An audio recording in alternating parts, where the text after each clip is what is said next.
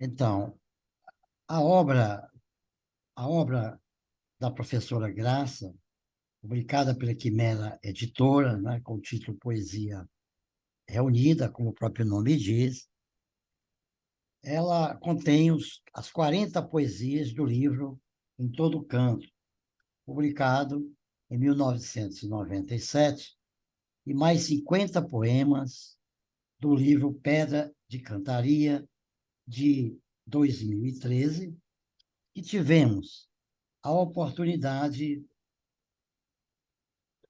e a satisfação de comentá-los no ensaio Lírica e Memória em Pedra de Cantaria, publicado no número 50, ou 50, da revista Presença, órgão do Conselho Estadual de Cultura do Piauí, em dezembro de 2013.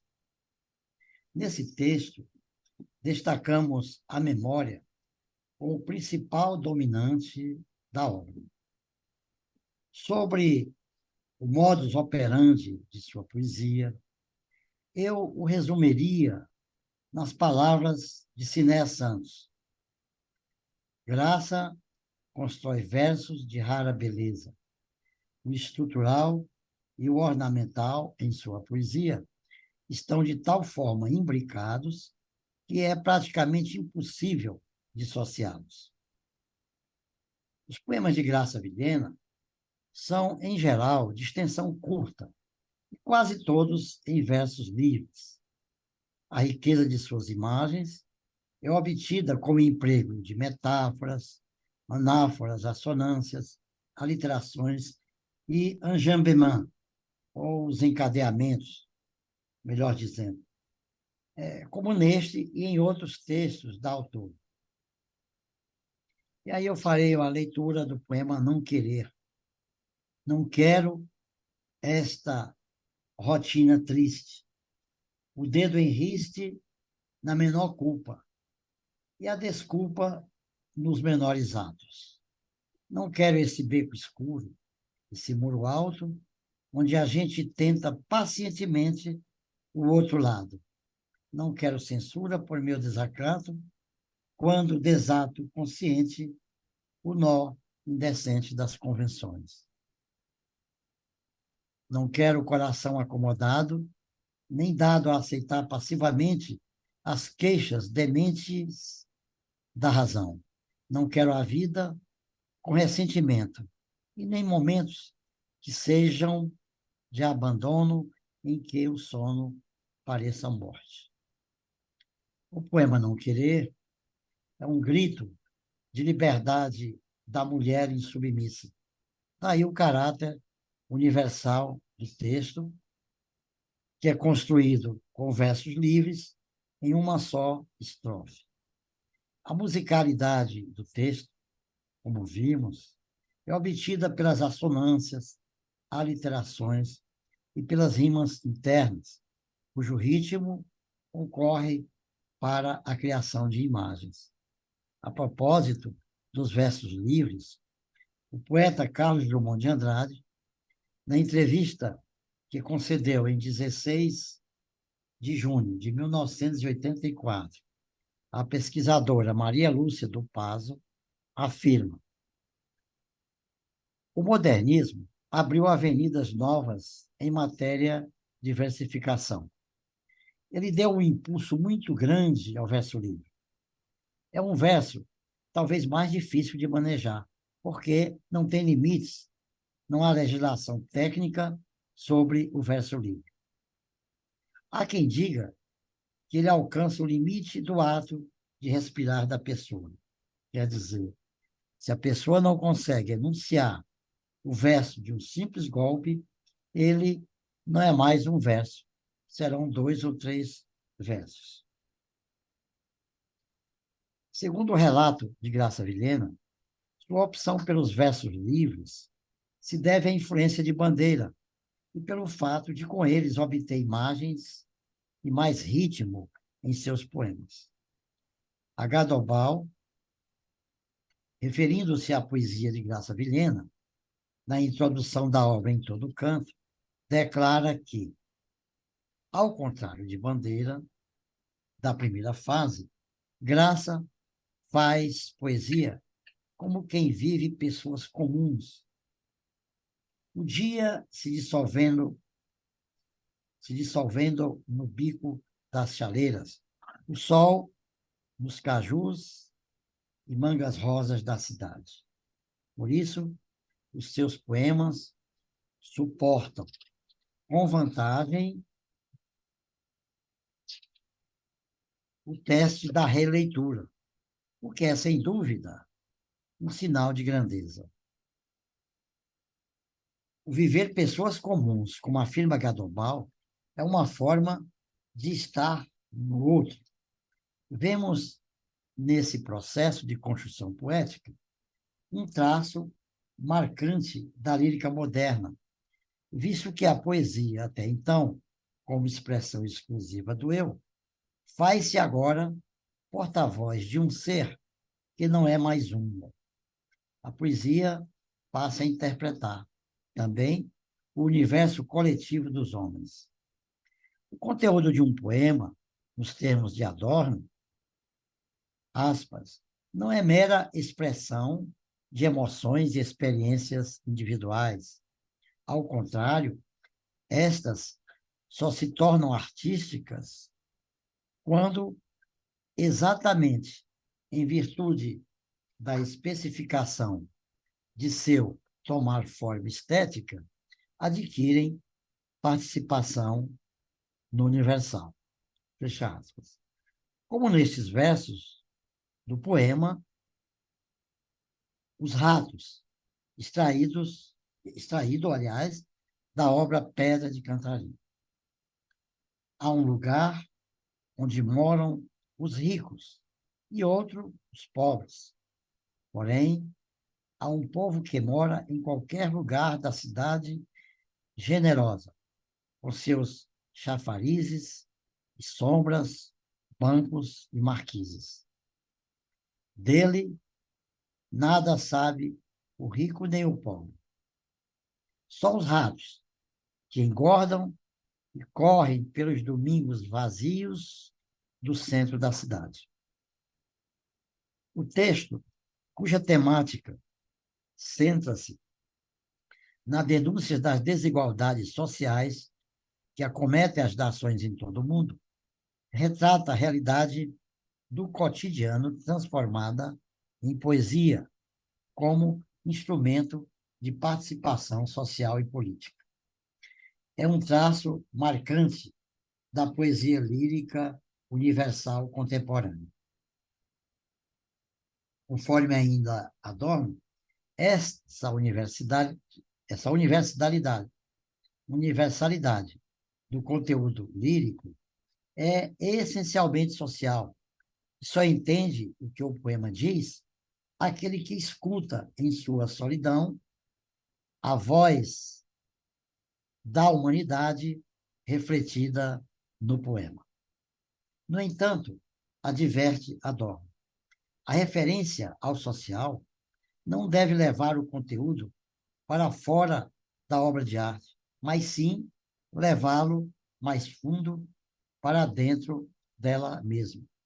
Com isso, o filósofo e sociólogo alemão deixa claro que sua intenção não é criar uma ponte entre dois elementos distantes, mas descobrir o vínculo que a própria lírica, justamente por causa de sua emancipação, ainda mantém com a sociedade.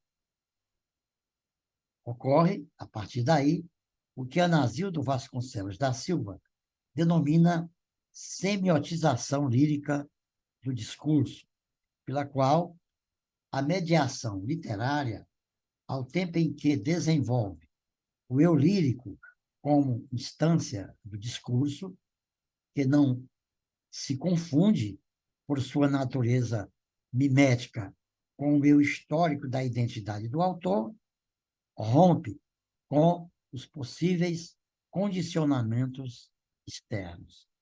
Desse modo, a estrutura lírica se libera da imagem de mundo tomada como proposição da realidade e se constitui numa unidade, totalidade autônoma.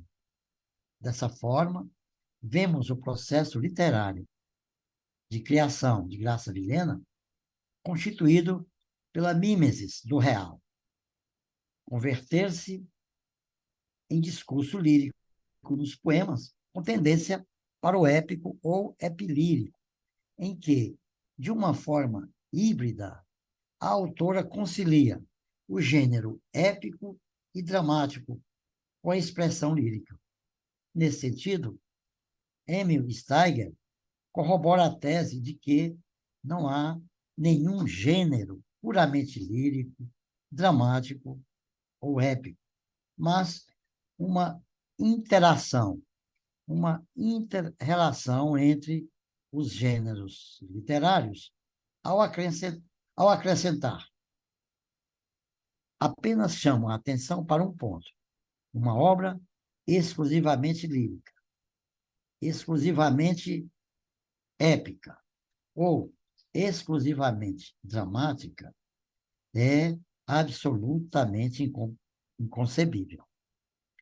Toda obra poética participa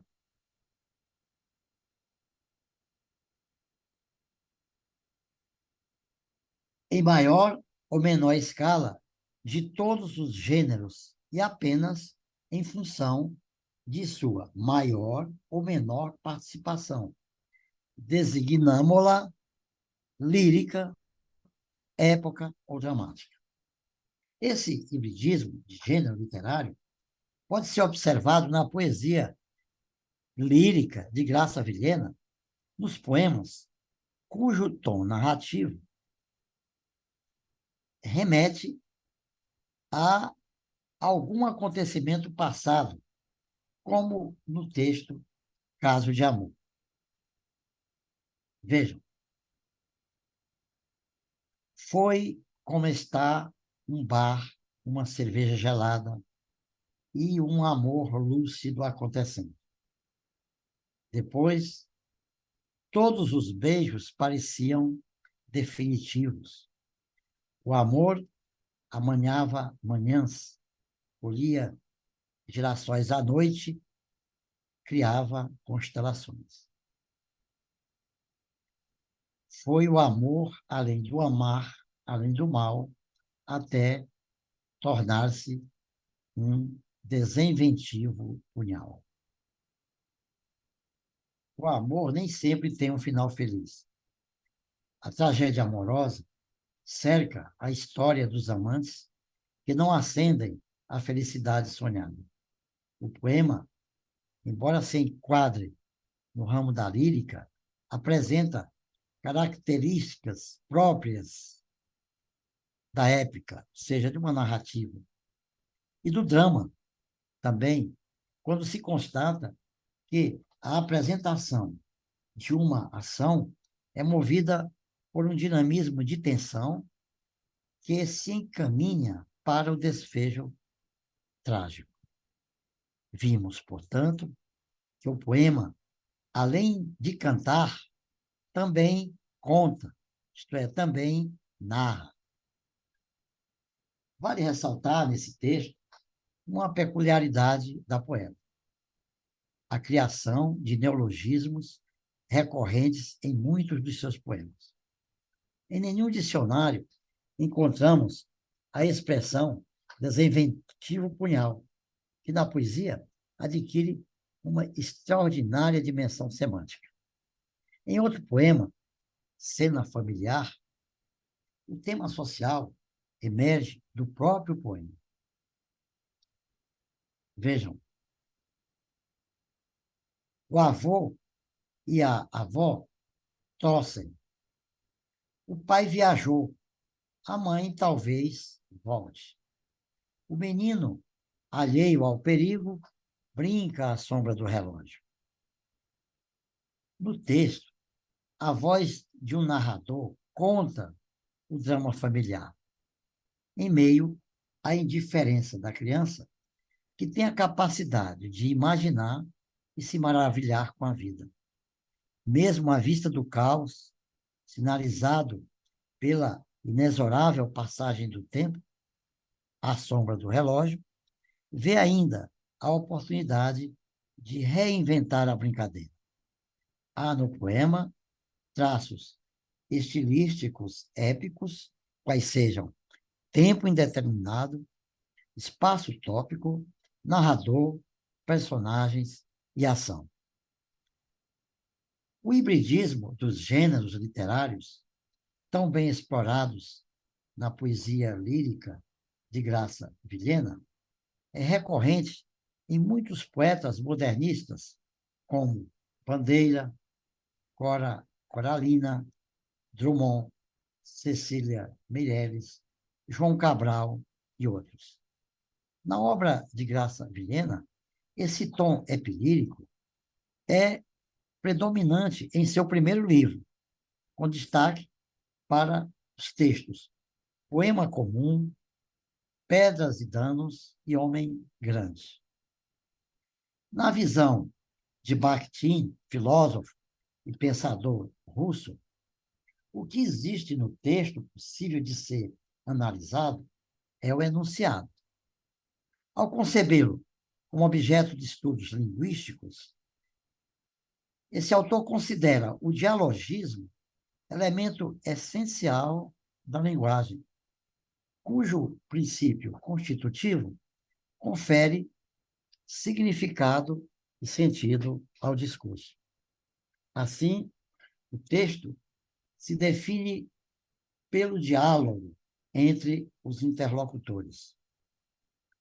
Ressalta ainda Bakhtin como característica principal do enunciado, aqui entendido como a frase em uso, além do dialogismo, a polifonia de vozes.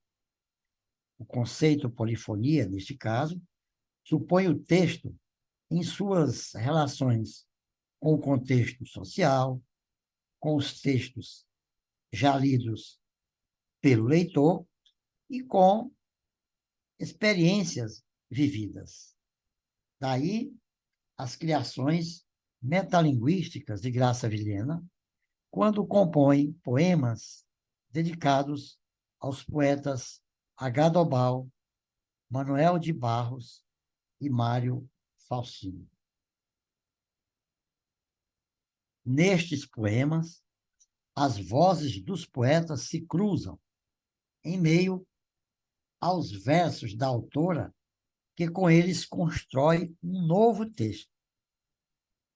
Cada poema apresenta informações novas, e as que já fazem parte do conhecimento prévio do leitor, passando a ocupar novos espaços em que o eu lírico, deixando de ser o centro da interlocução, cede lugar à interdiscursividade. O poema dedicado a Dobal, Campos Passados. Campos de verde engano, terra alagada de desejos, onde pastava a inquietação. Campos de verdes tempos, falso silêncio de carnalbeiras, leques de harém na mão do vento. Ai, meninas, ai, bastardos, gritos de dor que se perderam na vastidão dos latifúndios. Lição de poesia que é dedicada a Manuel de Barros. Uma rolha de cortiça serve para boiar lembranças de um amor de festa. Caixas de fósforo molhadas são também silêncios para não acordar os candeeiros e baganas espalhadas nas calçadas. É só pisá-las para que os outros pensem que se apagam estrelas. E aí nós temos essa riqueza de imagem que só que é que é uma característica dos poemas de Manuel de Barros, que são muito bem interpretados por Graça, né, nesse poema de sua autoria, né? Para o poeta Mário Faustino, eis o poema. Dentro de tua hora, em um cavalo alado, viajo sobre os lagos de cisnes traduzidos. Disse-me o oráculo que vives além do tempo, entre a aurora e o meio-dia, o movimento das palavras ao sol. E se me põe na colheita, teu olhar semeador, sinto a presença humana e infinita da poeira estelar que te ilumina. Esses textos, né, aliás, nesse poema do Mário Faustino, ela incorpora, digamos, ela compõe o seu poema, não é? Com a contribuição de versos de vários poemas do Mário Faustino. Esses textos são, enfim, elaborados ou tecidos simultaneamente por vozes que se cruzam no interior de si mesmos. A forma como a autora os constrói guarda semelhança com o poema Antologia de Bandeira, que é composto intratextualmente, mediante a colagem de versos diferentes dos vários poemas do poeta. Então, eu queria mostrar aqui que o modus faciende, ou a forma como a Graça, né, constrói os versos em homenagem aos poetas, Dobal, Manuel de Barros e Faustino, ela os constrói apropriando-se, não é, de poemas extraídos de vários versos dos autores ou dos poetas. Mas ela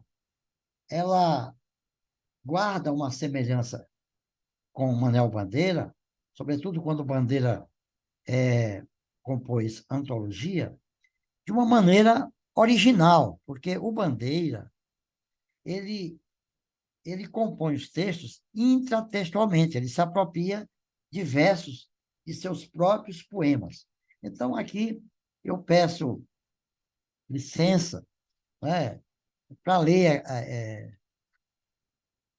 eu peço um espaço, ou licença, para ler o poema de Manuel Bandeira, Antologia, para a gente perceber como o Bandeira faz, a fim de entendermos a forma como Graça constrói os seus textos. Diz Manuel Bandeira: a vida, com cada coisa em seu lugar, não vale a pena e a dor de ser vivida. Os corpos se entendem, mas as almas não. A única coisa a fazer é tocar um tango argentino. Vou-me embora para Pasárgada. Aqui eu não sou feliz. Quero esquecer tudo, a dor de ser homem, este anseio infinito e vão de possuir que me possui. Quero descansar humildemente, pensando na vida e nas mulheres que amei. Na vida inteira, que podia ter sido e que não foi. Quero descansar, morrer de corpo e alma, completamente. Todas amanhã, o aeroporto em frente me dá lição de partir. Quando a indesejada das gentes chegar, encontrará lavrado o campo, a casa limpa, a mesa posta, com cada coisa em seu lugar. Então, como nós vimos aqui, o Bandeira faz uma colagem, né, de vários poemas que ele escreveu, né, como e aqui nós vemos versos de Vou-me embora para Pasárgada, versos de Pneumotórax, A Indesejada das Gentes e outros mais. Isso. Bem, no caso dos poemas pelos quais Graça Vilhena homenageia os poetas piauienses, eles são compostos de versos desses autores, criativa e intertextualmente reelaborados. Outro aspecto da poesia de Graça, a metapoesia. Ela também comparece em sua obra no poema Sem Lua. Melhor falar dos homens e seus eventos. Há muito mais poesia no bêbado, que alinhava a rua, do que no repetido luar que o ilumina. Aqui, Graça dialoga com Manuel Bandeira, quando este, no seu itinerário de Pasárgada, relata como lhe chegaram as primeiras noções da poesia por meio do pai. Assim, na companhia paterna, ia-me eu embebendo dessa ideia que a poesia está em tudo, tanto nos amores como nos chinelos, tanto nas coisas lógicas como nas disparatadas. Para a Graça Vilhena, a poesia não é só produto da inspiração romântica, pois, ao invés do repetido luar que a ilumina, ela está dispersa no mundo e pode ser encontrada com espontaneidade nas coisas e nas cenas mais cotidianas. Há também a poesia intimista e reflexiva de Graça Vilhena. A poesia intimista e reflexiva é outro aspecto relevante na poesia de Graça Vilhena, principalmente quando o propósito é a tentativa de interpretar o eu lírico pela imagem que se apresenta no texto intrinsecamente relacionada à poesia. Otávio Paz define a poesia como a outra voz, que é memória feita imagem e está convertida em voz. A outra voz não é a voz do além-túmulo, é a do homem que está dormindo no fundo de cada homem. Memória que presentifica o passado pela recordação. Atitude fundamental lírica. O não distanciamento, isto é, a fusão do sujeito e do objeto, do mundo interior e exterior, passado, presente e futuro. Por essa razão, Steiger denomina recordação a essência lírica com base na etimologia da palavra. O vocábulo recordar deriva do latim. É a junção do prefixo re, que significa repetir, e cordis, que significa coração. Assim, recordar, ou seja, recordes, tem o sentido de trazer de volta ao coração. Isto é, passar novamente pelo coração.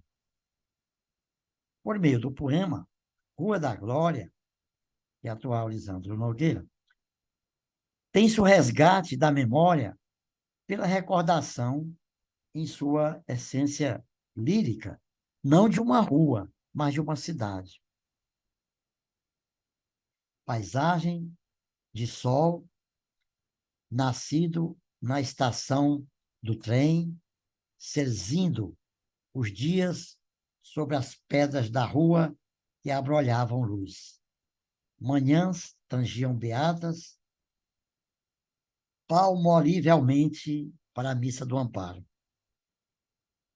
Senhoras varriam calçadas, recorriam leiteiras e caçoavam histórias com suas línguas de camaleão no mercado. No mercado central, as verdureiras arranjavam buquês de cheiros verdes.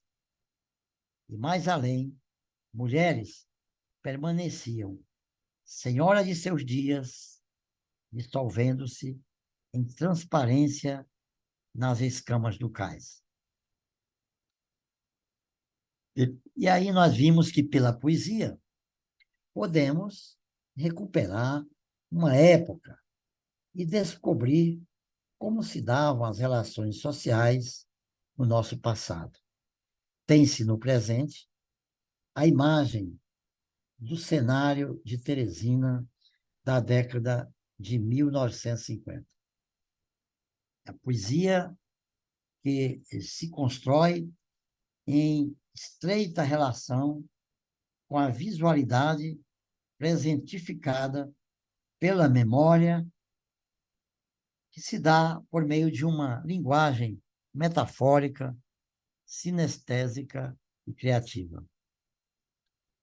O neologismo, tão recorrente em muitos de seus poemas, aqui, palmolivelmente, é empregada com humor e como referência à fragrância do sabonete Palmolive, que exalava das beatas, já comercializado esse sabonete naquela época, né? Segue a mesma linha temática do texto, Rua da Glória, isto é, segue a mesma linha temática do texto Rua da Glória, os poemas Cine Rex, que é um poema visual e de influência concretista, Na Beira do Cais, todo ele composto com versos tetrassílabos, isto é, com 4 sílabas, e o Garrafeiro, poema que recupera a imagem de um profissional que não mais existe entre nós, a exemplo do leiteiro, do padeiro, do vareiro, do pescador de defuntos, este retratado na obra Palha de Arroz, por Fontes de Biapina, quando referia-se àquelas pessoas que mergulhavam no rio para buscar as pessoas que se afogavam. O professor e filósofo Flávio Cote afirma que o texto literário, isto é, o artefato, é como Lázaro no túmulo. A leitura é sua ressurreição. Os textos são cadáveres que ressuscitam de seus túmulos ao toque das mãos e dos olhos do leitor. Assim, a obra poética oferece ao leitor inúmeras possibilidades de interpretação ou de leitura. Mário Faustino criou e manteve no suplemento dominical do Jornal do Brasil uma página inteiramente dedicada à poesia no período de setembro de 1956 a janeiro de 1959. As matérias que ali publicava eram distribuídas em páginas por diferentes seções. E ele as nomeava, essas páginas. Entre essas seções, a mais lida chamava-se Pedras de Toque, título inspirado nas célebres Toadstones de Wallace Stevens. Eram versos de poemas que exemplificavam os momentos de alta realização da linguagem poética. Nesse ensaio, selecionei 10 pedras de toque que consideram os momentos mais expressivos da poesia de Graça Vilhena. Meus olhos velam tua ausência. Os dias são feitos de um longe esquecer. Do nosso segredo, sabe a flor que vigia a noite. Meu coração é um pássaro alongado. Isto é, meu coração é um pássaro alongando o céu das incertezas. Menino, passa para dentro, senão o amor te pega. O amor, ultimamente, anda assim, desprevenido, sem vontade de ficar. Arranquei de mim tua lembrança, como quem solta um pássaro que não canta. Ria do que sobrou. Dos meus pedaços, eu renasço. A mágica feliz do amor. Ser amado à loucura e não ser louco de amar. Foi o cafuné das andorinhas que adormeceu os sinos da cidade. E como conclusão, eu diria que a obra de Graça Vilhena é vasta, bela e agradável de se ler. Diz o escritor Ítalo Calvino que uma obra clássica é a que nunca terminou de dizer aquilo que tinha para dizer.